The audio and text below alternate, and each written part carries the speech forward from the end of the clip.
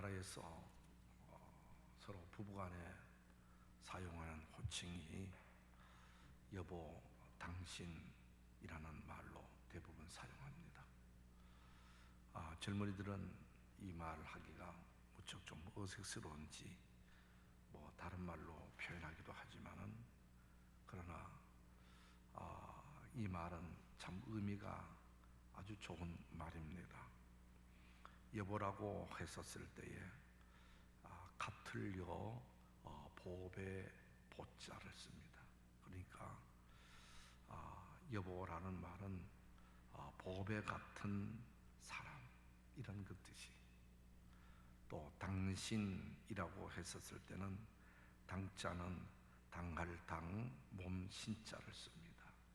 그래서 이거는 내 몸과 같은 사람, 이런 뜻이에요. 그래서 가정에서 남편은 부인에게 여보 그러면은 당신은 나의 보배 같은 사람입니다 라는 이런 그 뜻이고, 또 아내가 남편에게 당신이라고 그러면은 당신은 내 몸과 같은 사람입니다, 이런 그 뜻이 있다 이 말이에요. 그러니까 서로 존중해주고 서로 높여주고 서로 귀하게 여겨주는 이런 그 말을 사용하는 이런 그 가정은 행복한 가정이고 복 있는 가정이고 아름다운 관계가 형성되어지는 가정이다라고 할 수 있지요. 우리가 하나님과의 관계도 그렇습니다. 우리가 하나님을 높여주고 하나님을 인정해주고 하나님을 존중 여겨주면은 하나님께서도 우리를 존중히 여겨주시고, 우리가 하나님을 멸시하고 무시하고 경히 여기면은 하나님께서도 우리를 멸시하고 경히 여기신다라고 했습니다. 그래서 오늘 30절에 보면은 나를 존중히 여기는 자를 내가 존중히 여기고 나를 멸시하는 자를 내가 경멸하리라, 이렇게 말씀하셨죠. 이 말씀은 바로 사무엘상을 통해서 하나님이 증명을 해줍니다. 사무엘상 우리가 전반부에 보면은 엘리 제사장과 사무엘을 대비해서 이렇게 말씀합니다. 엘리 제사장은 하나님을 무시하고 경멸히 여긴 사람, 그래서 하나님은 그를 심판했고, 사무엘은 하나님을 높여주고 존중해 줌으로 통해서 하나님은 사무엘을 크게 쓰셨다라는 것이 사무엘상 전반부에 나오는 말씀이죠. 그리고 사무엘상 후반부에는 다윗과 사울을 대비해서 이야기하고 있습니다. 사울 왕은 하나님의 말씀을 무시하고 하나님을 존중히 여기지 않다가 결국 하나님 앞에 버림을 받게 되고, 다윗은 하나님을 존중히 여겼을 때에 늘 하나님이 함께 하시고 성군이 됐다. 이게 사무엘상의 말씀입니다. 이 사무엘상의 이 말씀들은 바로 오늘 본문 2장 30절에 있는 하나님을 존중히 여기는 사람을 나도 존중히 여겨주겠고 하나님을 멸시하는 자를 내가 경멸히 여기신다는 이 말씀이 그대로 실천되고 있다고 하는 것을 보여주는 것이 바로 사무엘상이다라고 하는 것입니다. 오늘은 이 엘리 제사장과 사무엘을 우리 한번 집중적으로 생각해 보려고 합니다. 엘리 제사장은 그 당시에 제사장이고 또 사사였습니다. 유대 사회는 종교적인 사회였기 때문에 제사장이 정말 모든 분들로부터 존중 여김을 받는 이런 그 직책을 가지고 있고, 백성들이 하나님 앞에 제사하기 위해서 제물을 가져오면은 제사장이 모든 백성을 대표해서 하나님 앞에 제사 집례를 해주는 이런 분이죠. 그리고 사사였다고 하는 것은 그 당시에는 왕이 없었기 때문에 사사가 모든 정권을 다 가지고 있었습니다.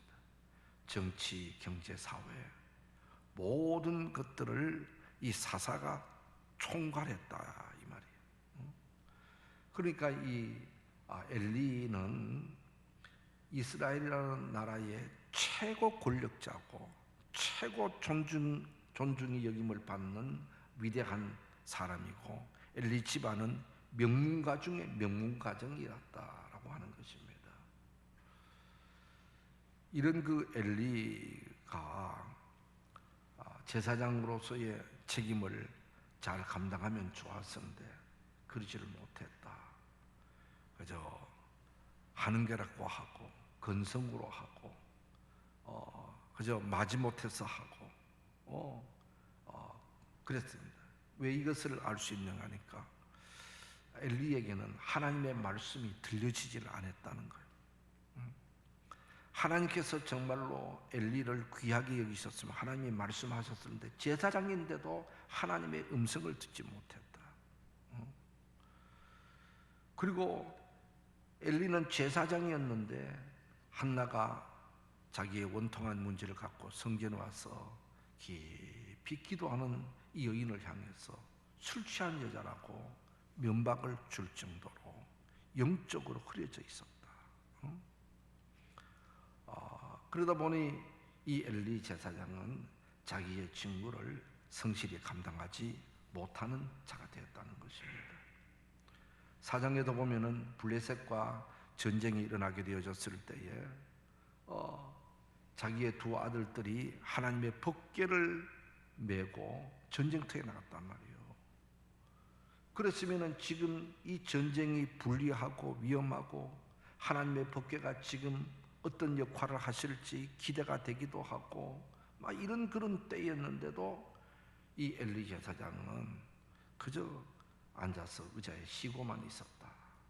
기도했다는 표현이 없고 하나님 앞에 매달렸다는 표현이 없고 그저 한가하게 지냈다.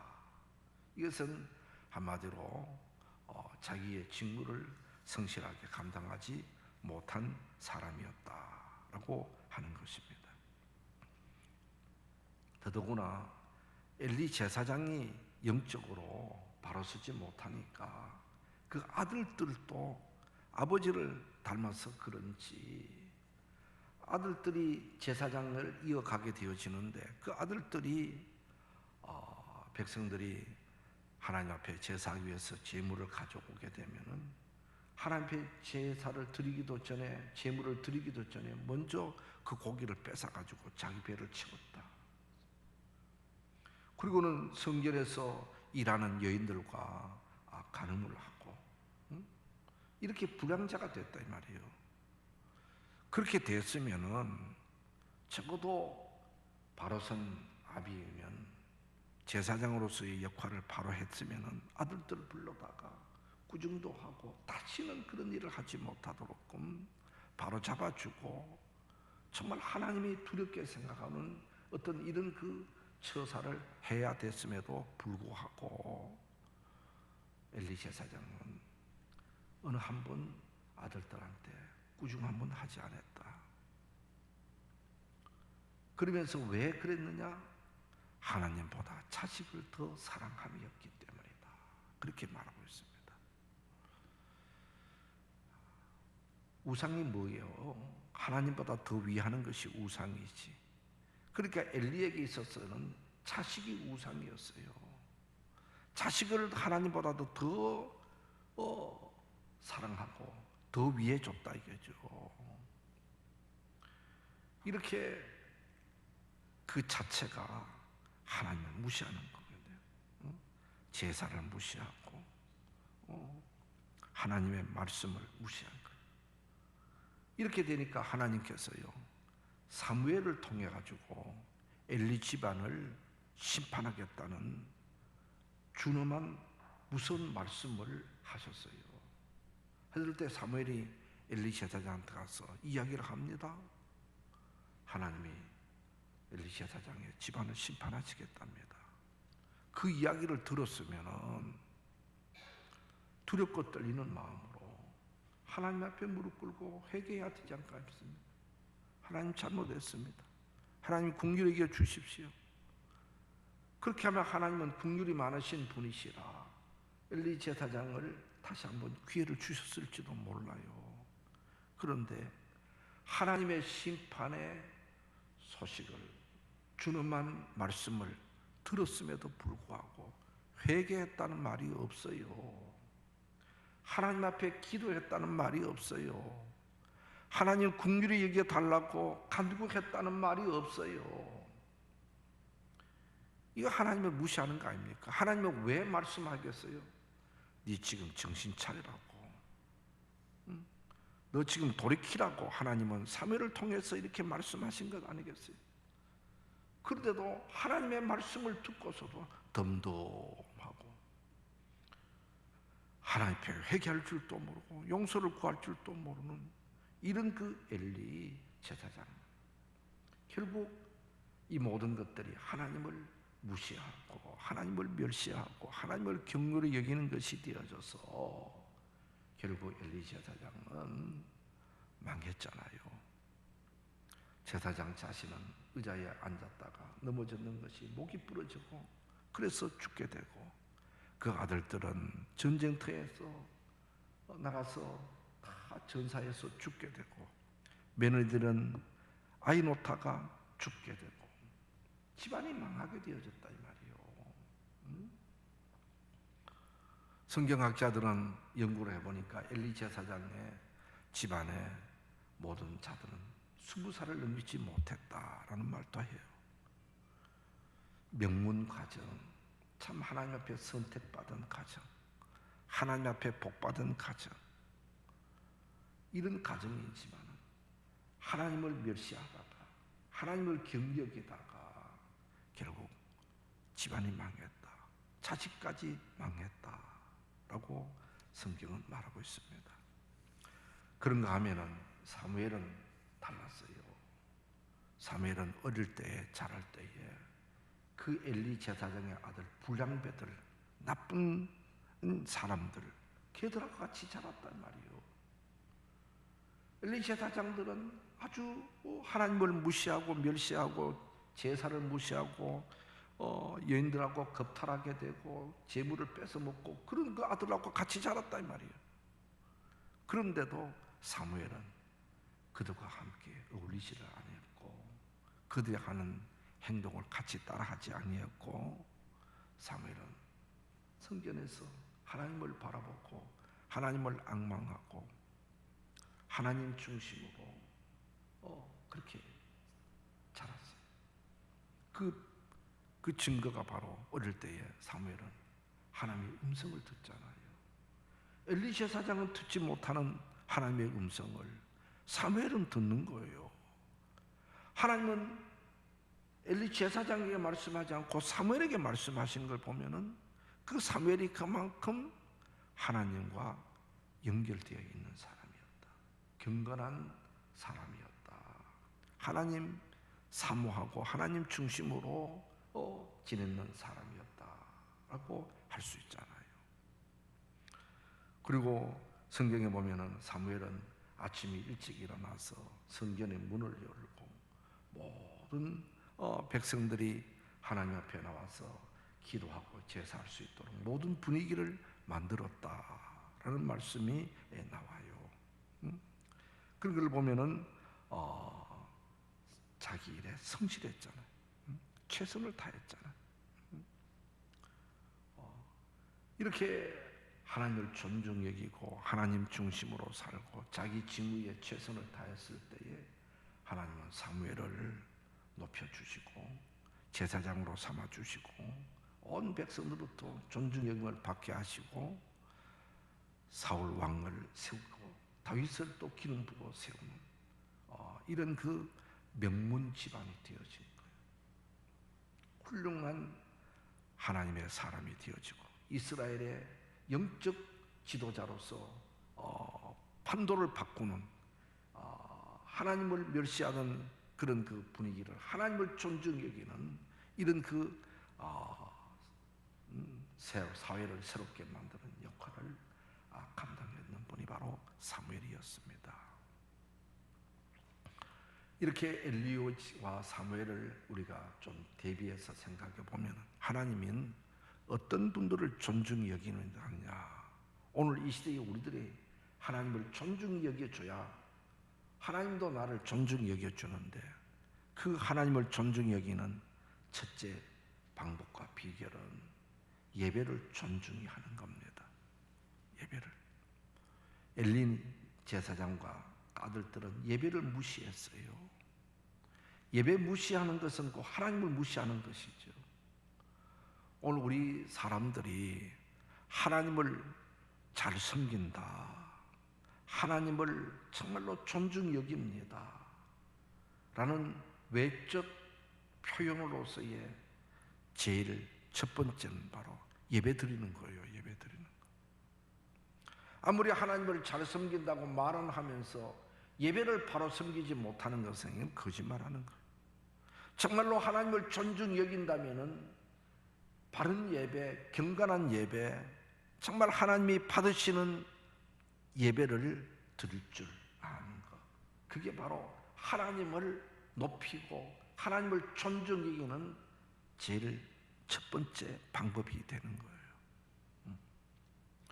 그러기 위해서는 우리가 예배를 우리가 드릴 때마다 빠지지 말고 정말로 마음과 뜻과 정성을 다해 하나님께 드려지는 예배가 되어야 되는 거예요. 내가 드리는 예배를 하나님 받으셔야 되는 거예요. 하나님의 임재를 경험하고 하나님의 음성을 듣고 하나님께서 역사하심을 경험하고 체험하는 이런 그 살아있는 예배, 약동적인 예배, 생동감 있는 예배를 드릴 때에 그 예배를 통해서 하나님은 우리에게 깨달음을 주시고 말씀해 주시고 인도해 주시고 은혜를 베풀어 주시고 복을 내려 주시는 겁니다. 할렐루야. 그러므로 예배를 생명같이 여겨야 되는 거예요. 예배를 가장 존귀히 여기는 그것이 하나님을 존중히 여기는 것이 된다라고 하는 것입니다.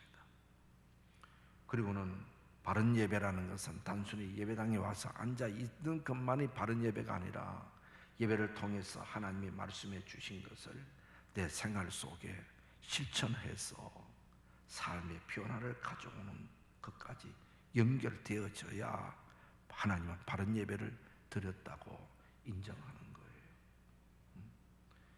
예배는 잘 드렸고 말씀을 듣기는 해놓고서는 전혀 그 말씀이 실천되지 않고 적용되지 않으면 그것은 바른 예배를 드렸다고 할 수가 없잖아요. 그리고 예배를 드리는 자의 태도와 자세도 우리가 하나님 앞에서 나는 예배한다, 지금 하나님 앞에 있다라는 이런 그 두렵고 떨림과 경건한 마음으로 하나님 앞에 예배해야 됩니다. 그러기 위해서는 하나님 앞에 예의도 갖출 줄 알아야 된다. 제가 어느 때 세종문화회관에서 음악회에 초청을 받아서 음악회를 간 적이 있습니다. 그때가 바로 7월 여름이었기 때문에 부쩍 더워서 그저 반팔 남방을 입고 그냥 갔어요. 가보니까 그 안에는 모든 분들이 다 여름인데도 넥타이를 메고 윗도리 입고 정장을 하고 남자들이 다 온 거예요. 이래 돌아보니까 나 혼자밖에 없는 것 같아, 반팔 입은 것은. 그래서 이 핑물어서 이 더운데 왜 그렇게 이 긴 옷을 입고 양복을 입고 왔냐 했더니 그분이 하는 말이 음악회에 대한 최소한의 예의지. 그 소리를 듣고는 얼마나 제가 부끄러웠는지 몰라요. 나는 예의를 지킬 줄 모르는 사람이 되었어요. 우리가 하나님 앞에 나올 때도요, 우리가 정말 최소한의 하나님을 만나는, 하나님 앞에서 우리가 예배하는 이런 그 자세를 갖는다면 우리가 마음과 또 정성, 우리의 의복, 우리의 태도, 모든 것이 정말로 예의가 있어야 되고 정성이 있어야 된다라고 하는 것입니다. 그리고 우리가 하나님을 존중히 여긴다고 하는 것은 말씀을 우리가 들었으면은 그 말씀을 두렵게 여기게 되고, 그 하나님의 말씀이잖아요. 하나님의 말씀이 받았으면 그 말씀대로 순종하고 사는, 이것이 바로 하나님을 존중 여기는 것이 되는 겁니다. 옛날 임금이 있었을 때는 무엇을 잘못하면 임금이 사약을 내리잖아요. 이거 먹고 죽으라는 것이죠. 그래도 그 사람들은 임금이 있는 쪽을 향해서 큰 절을 하고 사약을 받아 먹고 죽잖아요. 임금의 말이라면은 절대적인 권위가 있었어요. 어명이라고 그러죠. 어명이요 하면은 산천초목이 떨고, 어명이라면은 약 먹고 죽어라 그러도 절을 하고 죽는다. 임금의 말도 이렇게 권위가 있고 힘이 있다면은 우리는 만왕의 왕 되신 여호와 하나님의 말씀은 최고의 권위가 있는 거 아니겠습니까? 그 하나님의 말씀은 절대적인 권위가 있는 것이 아니겠어요? 그러니 그 하나님의 말씀을 소홀히 여겨서는 안 되는 거예요. 하나님의 말씀은 절대적인 복종, 절대적인 순종만 있을 것밖에 없는 것입니다. 그래서 말씀을 가슴에 새기고 그 말씀대로 살아가고 발버둥을 치고 애를 쓰는 우리의 삶의 모습이 곧 하나님을 존중히 여기는, 하나님을 귀히 여기는 것이 되고, 하나님 말씀을 듣고도 건성으로 듣고 그저 내 말대로 판단하고, 이것 자체가 하나님을 무시하는 거예요. 하나님을 멸시하는 것이 되어버리고 마는 겁니다. 하나님은 사울 왕에게 아말렉을 진멸하라고, 남자가 여자고 어린아이고 어른이고 소와 양까지 다 진멸하라고 그랬는데, 사울 왕은 가서 자기 마음대로 좋은 것은 안 죽이고 왕은 안 죽이고 지 멋대로 했죠. 그럴 때 하나님 뭐라 그랬어요? 너는 어떻게 하나님의 말을 그렇게 건성으로 듣고 네 멋대로 행동하고 네 멋대로 해석하느냐? 네가 하나님의 말씀을 존중히 여기지 않기 때문에 나는 너를 버리겠다. 무서운 말씀을 하셨잖아요. 하나님 말씀은 절대 권력, 절대 능력이 있는 줄 알고 그 말씀대로 무조건 따르고 이의가 없이 아멘하면서 따르는 그 자체가 바로 하나님을 존중히 여기는 것이 되어질 줄 믿습니다. 그리고 하나님께서 우리에게 맡겨준 일들이 그것을 성실히 잘 감당하는 그것이 바로 하나님을 존중히 여기는 거예요. 우리가 회사나 사회에서도 누구 상급자가, 오너가 무슨 일을 시켰다면은 그 일을 최선을 다해서 그 일을 열심히 할 때에 그분을 존중히 여기는 것이 되잖아요. 그분을 인정하는 것이 되잖아요. 그런데 무엇을 시켰는데도 하는지 마는지 해도 대강 해버리고, 이것은 그 일을 시킨 분을 무시하는 것이에요. 상대방한테 생각하면 나를 되게 무시한다, 그런 생각이 안 들겠어요? 오늘도 또 하나님이 우리에게 어떤 일을 맡겼다면, 하나님의 거룩한 사역이 있다면 그것을 정성을 다하여 최선을 다해서 우리가 할 때에 그 자체가 하나님을 두렵게 여기는 것이고, 그 자체가 하나님을 존중히 여기는 것이 되고, 하는지 안 하는지 내 멋대로 하는 것은 일을 맡겨주신 하나님을 무시하는 것이 됩니다. 나는 성실과 정직으로 미국을 정복했다라는 책을 미국의 체코 철강 백영중 회장이라는 분이 있었어요. 이분이 미국 사회에서 철강 계통으로서는 제1인자라는 겁니다. 그리고 이분은 1999년도 미국의 기업인상을 수상을 했답니다. 이분이 한국에 와서 이렇게 성공 비결을 기자와 인터뷰하는 가운데서 이야기를 했는데, 이분의 이야기 이런 이야기입니다. 자기가 한국인으로서 미국에 건너가서 철강 회사를 이렇게 설립하고 미국의 최고 철강 회사가 되어진 것은 첫째는 하나님의 은혜다라는 이야기입니다.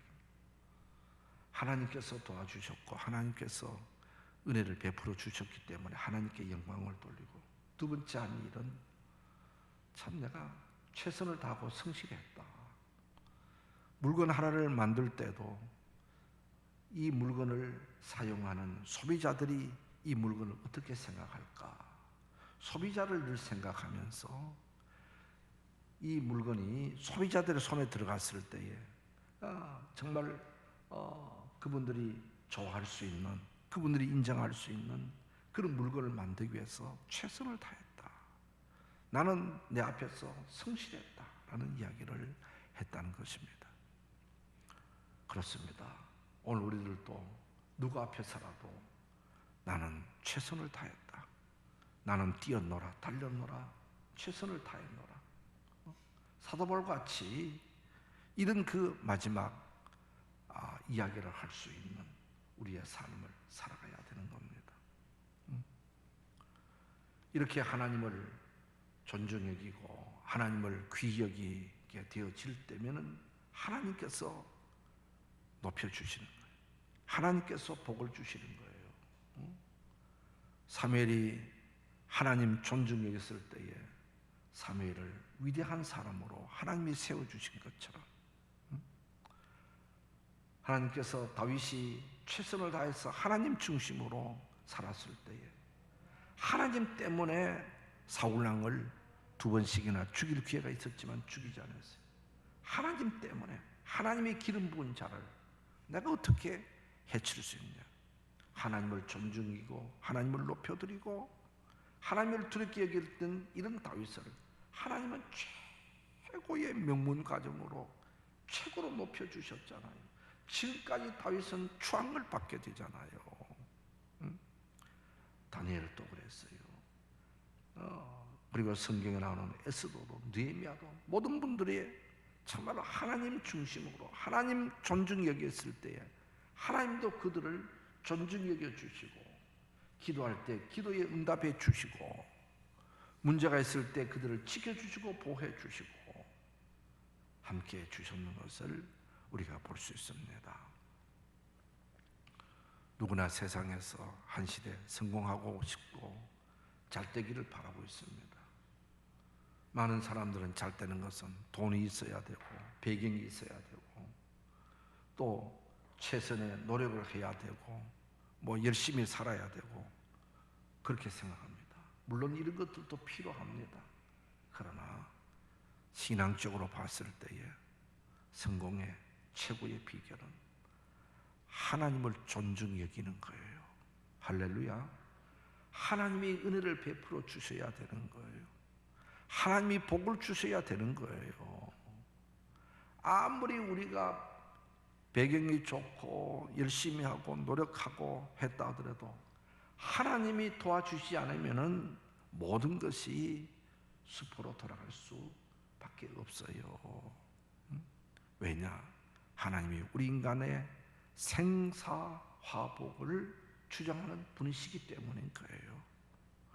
내 인생의 주인은 하나님이시기 때문에 그런 거예요. 우리의 모든 미래는 하나님의 손에 달려 있는 거예요. 하나님이 입법하시면은, 하나님이 은혜를 베풀어 주시면은, 하나님이 우리를 높여 주시면은 우리는 부족해도 높임을 받게 되고 큰 사람이 될 수 있고 행복한 사람이 될 수 있고 성공적인 인생을 사는 거예요. 그러나 하나님 무시하고 하나님 멸시하고 우리가 잘 될 수 없습니다. 그러므로 우리의 인생의 가장 큰 목표는 바로 하나님을 존귀하게 하는 사람, 하나님 뜻대로 사는 사람, 하나님을 최고로 높이고는 사는 사람, 하나님의 말씀에 절대적으로 순종하는 내 인생의 목표로 삼고 살아가면 하나님께서도 우리 자신과 우리의 자녀들에게 하나님은 은혜를 베풀어 주시고 복을 주실 줄 믿습니다. 하나님을 존귀하는 귀하는 성도가 되기를 주의 이름으로 축복합니다. 기도합니다.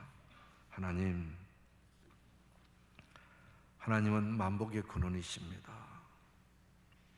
하나님은 내 인생의 주인이시고 하나님은 높이기도 하고 낮추기도 하고 부하기도 하고 가난하기도 하시는 전능하신 분이 하나님이심을 저희들이 믿습니다. 그 하나님을 존중히 여기고 그 하나님을 귀히 여기고 그 하나님을 가장 높여드릴 때에 하나님도 우리를 높여주시고 귀히 여겨주신다는 사실을 우리가 기억하고 언제 어디서든지 하나님 중심으로 살아가는 저희들이 되게 해 주시옵소서. 예수 그리스도의 이름으로 기도드리옵나이다. 아멘.